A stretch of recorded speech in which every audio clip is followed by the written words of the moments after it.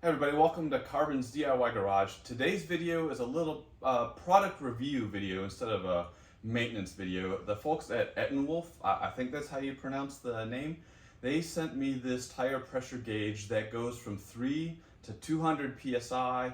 It's calibrated, uses AAA batteries, and it's digital. And they wanted me to put it to a little bit of a test, give my honest review of it, and then also provide a link for you to be able to get it yourself. It's pretty inexpensive on Amazon. I think it runs for around $10 to $15. So a quick unboxing. First, on the side of the box, it actually has the pressure range, accuracy, all that information for you.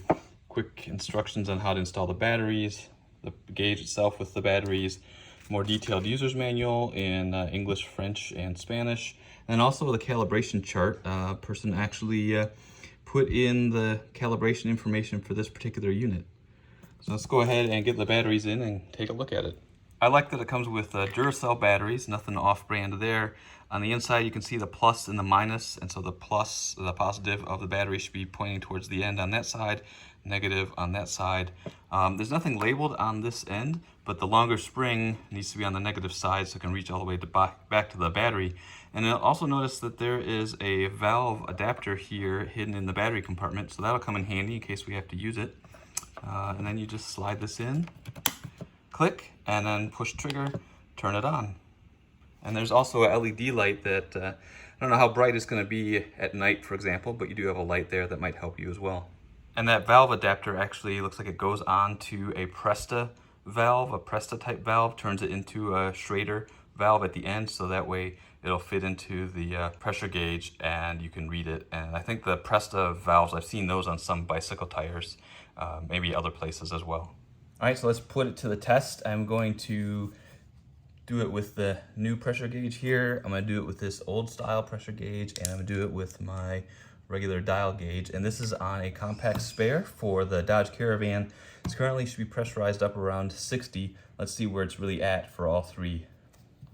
So to turn this one on, I just push the trigger, wait for it to go to 0, and then go ahead and put it on the valve stem.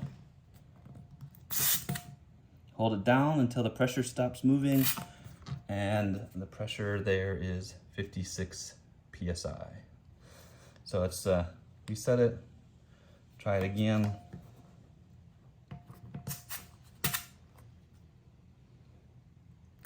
$55.6. So now I'll do it with this pressure gauge, except I can't because this one only goes up to 50 PSI, and it's just not gonna be able to read it. So we'll skip that one for now.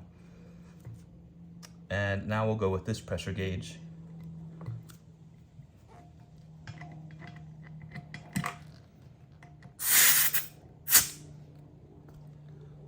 This one says 52. And again, 52. Try this one more time.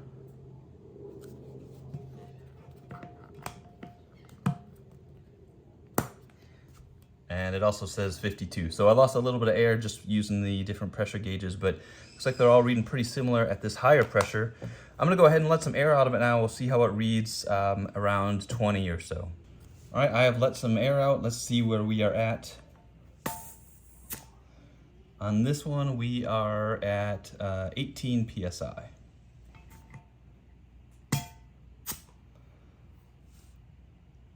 $19 PSI.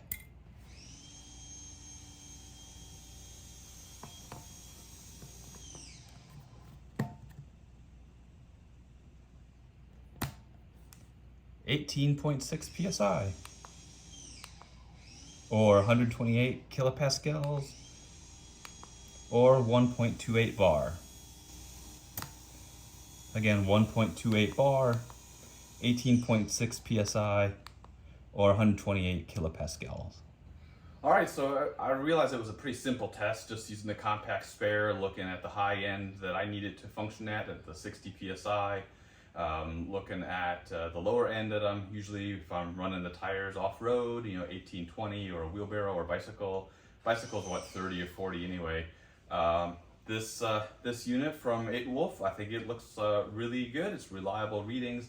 I don't have a laboratory here to tell you if it's 100% accurate, but it was within the same range as the two mechanical pressure gauges that I have.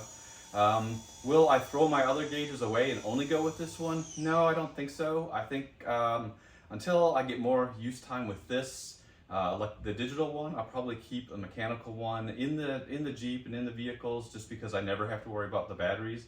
But I will definitely be using this in the garage. I think it comes in really handy. There's a good size to it. It's so far it was more accurate.